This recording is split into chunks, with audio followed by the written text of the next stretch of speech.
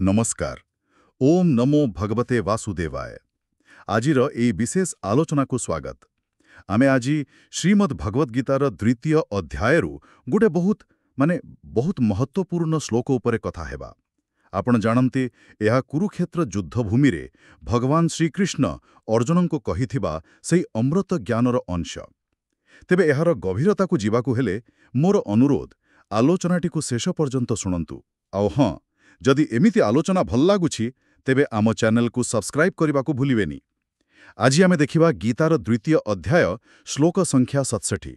एथिरे कुहा जाइछि केमिति आम इंद्रिय माने जदि माने अनियंत्रित हुवंती तेबे आम प्रज्ञा आम विवेक ता उपरे की प्रभाव पड़े। निश्चय ए श्लोकटी देखिबाकू सरल लागिपारे, किंतु एहा भितरे मन आउ इंद्रियर जो संपर्क आउ तार प्रभाव आमर निष्पत्ति नेबा क्षमता उपरे बहुत गभीर कथा कहा जाइछि, बहुत सुंदर भाबरे। तेबे चलंतु प्रथमे मूल संस्कृत श्लोकटी शुणिबा। इंद्रियाणाम हि चरताम यन्मनो अनुविधीयते तदस्य हरति प्रज्ञाम वायुर्नावमिवांसि 2.67। एहार साधारण ओडिया अर्थटा हेउछि एमिति जे जेमिति पानीरे जाउथिबा गोटे नाव को प्रबल पवन जदि आसे से ताकू जुआड़े पारी सियाड़े टाणी निए, दिगहरा करिदिए। ठीक सेमिति आमर जो इंद्रिय माने अछंती सेमाने तो विषय मानंकरे बुलुथांती, तो सेमानंक भितरु मनु जदि कोनोसी गोटिए भी इंद्रियर पिछा करे माने ता पछे पछे चाले, ताहले सेई गोटिए इंद्रिय ही से मनुष्यर प्रज्ञा माने विवेक बुद्धि ताकू हरण करिनिए, नष्ट करिदिए। तेबे ए श्लोकर मूल कथा बा सार कौन? भगवान एठी कहुछंती कि आम मन काहिंकी अशांत रहे। तार कारण हेउछि आमे इंद्रिय मानंकु सेमानंक इच्छारे चरिबाकू देउछु, आउ मनटा भी सेमानंक पछरे दौड़ुछि। तो जेतेबेले मन इंद्रियर बस होइगला, बस पतन तो निश्चित, खाली बाहर दुनिया रे नुए, भितरे भी आध्यात्मिक स्तर रे। कारण कौन ना प्रज्ञा नष्ट होई जाउछि। सेई स्थिर बुद्धि जहा आत्मज्ञानर मूल सेईटा ही चली जाउछि। अच्छा, एठी तो इंद्रिय आउ मनर संपर्क कथा कुहागला। आमे जानू 5टा ज्ञानेन्द्रिय अछि, सेमाने बाहरु तथ्य आणंती, किंतु ए श्लोकरे किमिति वर्णना करा जाइछि सेमानंक कामकू जेमति कि सेटा प्रज्ञानाशर कारण पाल्टी जाउछि। हाँ, एटा गुरुत्वपूर्ण प्रश्न। देखंतु श्लोकरे कुहागला चरतां हि इंद्रियाणाम। ए चरताम माने हेला जेउ माने बुलुथांती, विचरण करंती। इंद्रियों को स्वभाव ही हेला बाहर को जीवा, बहिर्मुखी हेबा, माने भल जिनस देखिबा, भल कथा सुनिबा, भल बास्ना, भल स्वाद, स्पर्श ए सबु आड़ को टाणी हेबा। एटा तो स्वाभाविक, किंतु समस्या केतेबेले होउछि जेतेबेले यत् मनः अनुविधीयते, माने जेतेबेले मन सेमानंक भितरु कोनोसी गोटिकर पिछा करुछि, अनुगामी हेउछि। मनटा जेतेबेले नियंत्रक न होई ना अनुसरणकारी होइगला, सेतेबेले सेई इंद्रिय मनकू बाहर को टाणी नेउछि, फलरे भितरर स्थिरता भांगी जाउछि। मन अनुविधीयते, मन पिछा करे, एटा टिके माने सुनिबाकू अलगा लागुछि, कारण मनकू तो इंद्रियर स्वामी कहंती। एठी पिछा करिबा माने कोन मन पूरा नियंत्रण हराई दिए? एकदम ठीक जगह को आसीछंती। अनुविधीयतेर अर्थ केवल पछरी जीवा नुहे, एहार गभीर अर्थ हेउछि तार बस होई जीवा, पूरापूरी ता अधीन होई जीवा, ता कथा मानिबा। मनर काम तो इंद्रिय को कंट्रोल करिबा, किंतु जेतेबेले मन निजे इंद्रिय द्वारा चालित हुए सेतेबेले से निजर मालिकपणिया हराई दिए, सेवक पाल्टी जाए। देखंतु मनर संकल्प विकल्प करिबार शक्ति अछि, किंतु गोटी इंद्रियर आकर्षण जेतेबेले बहुत बेशी होई जाए आ मन सेथिरे मज्जी जाए, सेतेबेले से निजर विचार शक्ति को सेई आसक्ति हातरे दे दिए। एहा ही अनुविधीयतेर प्रकृत माने। आ जेतेबेले एमिति हुए तार फल कौन? तदस्य हरति प्रज्ञाम। सेई जो मन इंद्रियर अनुगामी हेला, सेई मन ही मनुष्यर प्रज्ञा को हरण करे। हरति माने चोरी करि नेबा, छड़ाई नेबा। एटा बहुत गुरुत्वपूर्ण शब्द। एटा कहुछि जे प्रज्ञा बा विवेक आम भितरे अछि, किंतु इंद्रियर मोह रूपक चोर आसी ताकू नेई पळुछि। अच्छा, तेबे ପ୍ରଜ୍ଞା ହରଣ ହେବା ବା ନଷ୍ଟ ହେବାର ପ୍ରକୃତ ଅର୍ଥଟା କ'ଣ? ଖାଲି ଠିକ୍ ଭୁଲ ଜାଣି ନ ପାରିବା ନା ଆହୁରି କିଛି ଗଭୀର କଥା ଅଛି ଏଥିରେ? ନା ନା, ଏହା ଖାଲି ଠିକ୍ ଭୁଲ ଜାଣିବା କ୍ଷମତା ହରାଇବା ନୁହେଁ। ଏହା ତାଠୁ ବହୁତ ବେଶୀ। ପ୍ରଜ୍ଞା ନାଶ ହେବାର ମାନେ ହେଲା, ପ୍ରଥମତଃ ବିବେଚନା ଶକ୍ତି ଚାଲିଯାଏ। ମାନେ କୋଉଟା ଆମ ପାଇଁ ସତରେ ଭଲ, ଶ୍ରେୟ, ଆଉ କୋଉଟା ଖାଲି ସେତେବେଳକୁ ଭଲ ଲାଗେ, ପ୍ରେୟ, ସେ ପାର୍ଥକ୍ୟ ବୁଝି ହୁଏନି। ଦ୍ୱିତୀୟରେ ଦୂରଦୃଷ୍ଟି ରହେନି। ଲୋକ ଖାଲି ତତ୍କାଳ ସୁଖ ପାଇଁ ଦୌଡ଼େ, ଆଗକୁ କ'ଣ ହବ ସେ କଥା ଦେଖିପାରେ ନାହିଁ। ତୃତୀୟରେ ଆତ୍ମବିସ୍ମୃତି, ମାନେ ନିଜର ଅସଲ ପରିଚୟ ଯେ ସେ ଆତ୍ମା, ସେ କଥା ଭୁଲିଯାଏ। ଦେହ ଆଉ ଇନ୍ଦ୍ରିୟ ସୁଖକୁ ହିଁ ସବୁକିଛି ଭାବିନିଏ। ଦେହାତ୍ମ ବୁଦ୍ଧି ବଢ଼ିଯାଏ। ଆଉ ଚତୁର୍ଥରେ ମୋହଗ୍ରସ୍ତ ହୋଇଯାଏ। ଏଇଟା ହିଁ ମୋହ, ଯୋଉଟା ଭ୍ରମ, ଅହଙ୍କାର, ରାଗଦ୍ୱେଷ ଏ ସବୁକୁ ଜନ୍ମ ଦିଏ ଆଉ ମଣିଷକୁ ସଂସାର ବନ୍ଧନରେ ବାନ୍ଧି ପକାଏ। ଏକ ପ୍ରକାର ଆଧ୍ୟାତ୍ମିକ ଅନ୍ଧପଣ। ବୁଝିଲି। ଏଇ କଥାକୁ ବୁଝେଇବା ପାଇଁ ଯୋଉ ଉପମା ଦିଆଯାଇଛି, ବାୟୁର୍ନାବମିବମ୍ଭସି, ପବନ ଆଉ ନାର, ସେ ବିଷୟରେ ଟିକେ କହିବେ କି? କେମିତି ଏହି ଉପମାଟି ପ୍ରଜ୍ଞାନାଶର ଚିତ୍ରକୁ ଆହୁରି ସ୍ପଷ୍ଟ କରୁଛି? ହଁ, ଏ ଉପମାଟି ବହୁତ ଶକ୍ତିଶାଳୀ। ଭାବନ୍ତୁ ଟିକେ, ଅମ୍ଭସୀ ମାନେ ସମୁଦ୍ର ବା ବିଶାଳ ଜଳରାଶି। ସେଇଟା ହେଲା ଏ ସଂସାର। ନାବମ୍ ମାନେ ନାଁ, ସେଇଟା ହେଲା ଆମ ମନ ବା ଆମ ଜୀବନ। ବାୟୁହ, ପ୍ରବଳ ପବନ, ସେଇଟା ହେଲା ବାହାର ଜିନିଷର ଆକର୍ଷଣ, ଯାହା ଇନ୍ଦ୍ରିୟ ଦେଇ ଆସୁଛି। ରୂପ, ରସ, ଗନ୍ଧ ଏସବୁର ଟାଣ। ଆଉ ପ୍ରଜ୍ଞା ହେଉଛି ସେହି ନାଁର ନାଉରୀ ବା କମ୍ପାସ, ଯିଏ ଦିଗ ଦେଖାଏ। ତ ଯେତେବେଳେ ପବନ, ବିଷୟର ଆକର୍ଷଣ ବହୁ ଜୋର ହୁଏ, ସେ କ'ଣ କରେ? ନାକୁ, ମନକୁ ନିଜ ଇଚ୍ଛାରେ ଯୁଆଡ଼େ ପାରି ସିଆଡ଼େ ଟାଣିନିଏ।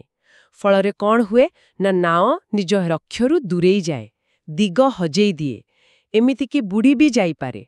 ଠିକ୍ ସେମିତି ଯେତେବେଳେ ଗୋଟିଏ ବି ଇନ୍ଦ୍ରିୟର ଆକର୍ଷଣରେ ମନ ଭାସିଯାଏ, ସେତେବେଳେ ପ୍ରଜ୍ଞାରୂପକ ନାଉରୀ ହାତରୁ କଣ୍ଟ୍ରୋଲ ଚାଲିଯାଏ।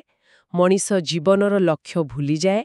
କ'ଣ କରିବା କଥା, କ'ଣ ନୁହେଁ, ସେ ଜ୍ଞାନ ହରାଇ ବସେ ଆଉ ସଂସାରର ଭୋଗବିଳାସର ସୁଅରେ ଭାସିଯାଏ।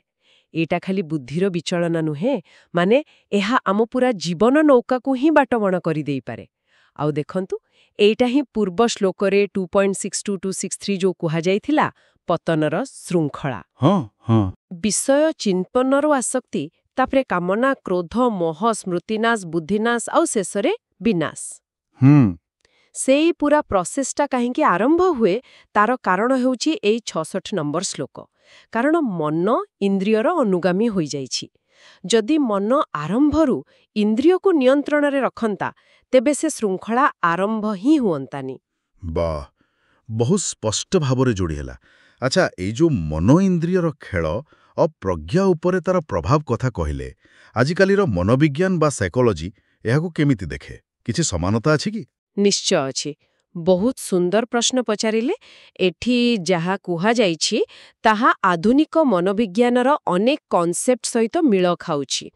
ଯେମିତି ଆଧୁନିକ ବିଜ୍ଞାନ କହେ ଅଟେନ୍ସନାଲ ରିସୋର୍ସେସ୍ କଥା, ମାନେ ଆମର ଧ୍ୟାନ ଦେବାର କ୍ଷମତା ସୀମିତ।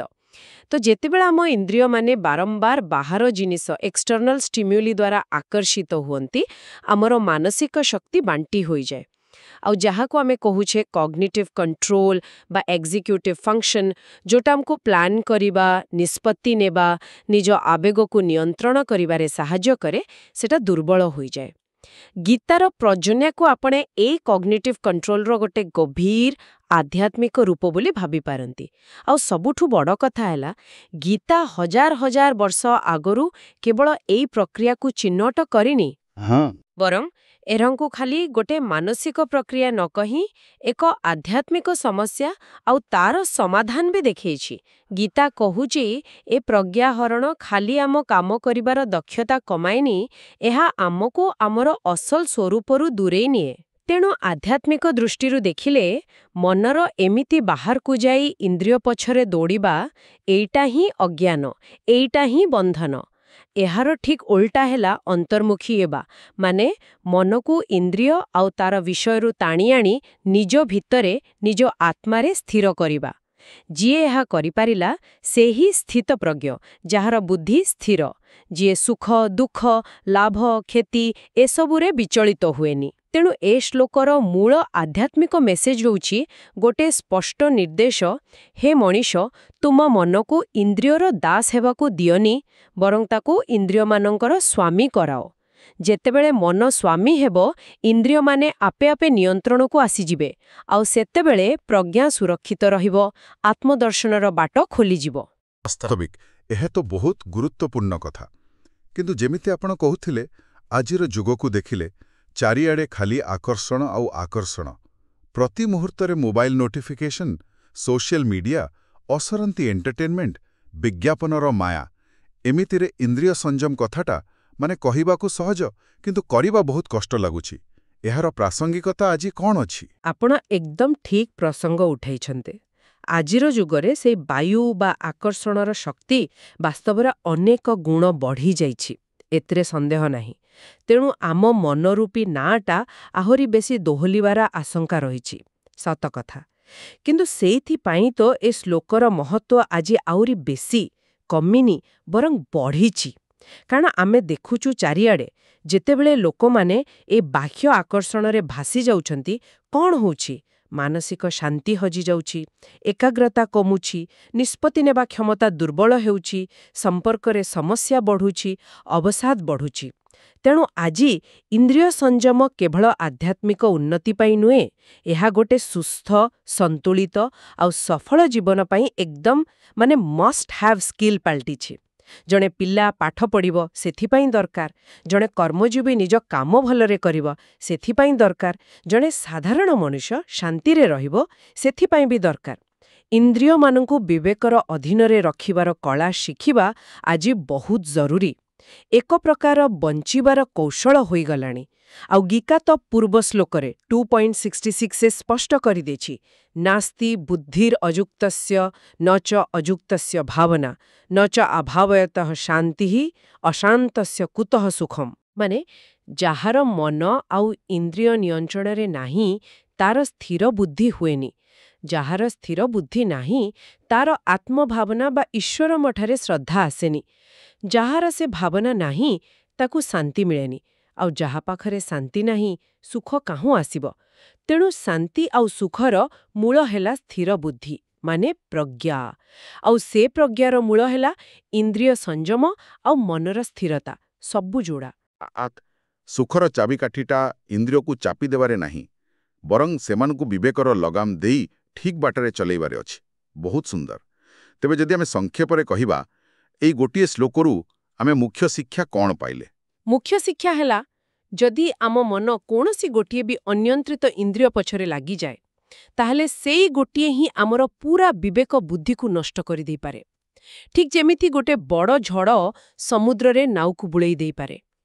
ତେଣୁ ଯଦି ଆମେ ଆମ ପ୍ରଜ୍ଞାକୁ ବଞ୍ଚେଇ ରଖିବାକୁ ଚାହୁଁଛେ, ତେବେ ମନକୁ ଇନ୍ଦ୍ରିୟ ଆଉ ତାର ବିଷୟରୁ ହଟେଇ ଆଣି ନିଜ ଭିତରେ ଆତ୍ମାରେ ସ୍ଥିର କରିବାକୁ ପଡ଼ିବ। ଅଭ୍ୟାସ କରି କରି ଇନ୍ଦ୍ରିୟମାନଙ୍କୁ ନିୟନ୍ତ୍ରଣକୁ ଆଣିବାକୁ ହେବ। ବିବେକର ଦୀପକୁ ଲିଭିବାକୁ ଦେବାନି। ସାର କଥା ହେଲା, ପୁଣିଥରେ କହୁଛି, ମନକୁ ଇନ୍ଦ୍ରିୟର ଅନୁଗମୀ କରାଅ ନାହିଁ, ବରଂ ମନକୁ ଇନ୍ଦ୍ରିୟର ସ୍ୱାମୀ କରାଅ। ଏଇଟା ହିଁ ଅସଲ ଯୋଗ, ଜୀବନ ଜୀବାର କଳା। ଅତି ସ୍ପଷ୍ଟ ଆଉ ବହୁତ ଗଭୀର କଥା। ଇନ୍ଦ୍ରିୟ ନିୟନ୍ତ୍ରଣ ଖାଲି ଗୋଟେ ନୈତିକ କଥା ନୁହେଁ, ଏଇଟା ପ୍ରଜ୍ଞା, ଶାନ୍ତି ଆଉ ସୁଖ ପାଇବା ପାଇଁ ଗୋଟେ ପ୍ରାକ୍ଟିକାଲ ଆବଶ୍ୟକତା। ହଁ, ଏବେ ଆଲୋଚନା ଶେଷରେ ଶ୍ରୋତାମାନେ ଗୋଟିଏ କଥା ଭାବିପାରନ୍ତି, ଆମର ଏଇ ଯୋଉ ଆଧୁନିକ ଜୀବନ, ଏତେ ବ୍ୟସ୍ତତା, ଏତେ ଆକର୍ଷଣ, ଏହାରି ଭିତରେ ଆମେ ପ୍ରତିଦିନ ଏମିତି କୋଉ ଛୋଟ ଛୋଟ ପ୍ରାକ୍ଟିକାଲ ପଦକ୍ଷେପ ନେଇପାରିବା, ଯାହାଦ୍ୱାରା ଧୀରେ ଧୀରେ ଇନ୍ଦ୍ରିୟ ସଂଯମର ଅଭ୍ୟାସଟା ଆମ ଜୀବନରେ ଆସିବ? ଏହାର ଉତ୍ତର ବୋଧେ ସମସ୍ତଙ୍କୁ ନିଜ ଭିତରେ ହିଁ ଖୋଜିବାକୁ ପଡ଼ିବ। ନିଶ୍ଚିତ ଭାବରେ। ଏକ ଭଲ ଚିନ୍ତନ ପାଇଁ ଛାଡ଼ିଦେଲେ, ଆଶା କରୁଛୁ ଆଜିର ଏହି ଆଲୋଚନା ଆପଣମାନଙ୍କୁ ନିଶ୍ଚୟ ଭଲ ଲାଗିଥିବ ଆଉ କିଛି ନୂଆ ଦୃଷ୍ଟିକୋଣ ମିଳିଥିବ। ଯଦି ଆପଣଙ୍କୁ ଏହା ପସନ୍ଦ ଆସିଲା, ତେବେ ଏହାକୁ ଲାଇକ୍ କରନ୍ତୁ ଆଉ ଅନ୍ୟମାନଙ୍କ ସହିତ ସେୟାର କରନ୍ତୁ, ଯାହାଦ୍ୱାରା ସେମାନେ ବି ଗୀତାର ଏହି ଅମୂଲ୍ୟ ଜ୍ଞାନରୁ କିଛି ଲାଭ ପାଇପାରିବେ। ଆଉ ଏହାଦ୍ୱାରା ଆମେ ସମସ୍ତେ ଭଗବାନ ଶ୍ରୀକୃଷ୍ଣଙ୍କ କୃପାର ପାତ୍ର ହୋଇପାରିବା।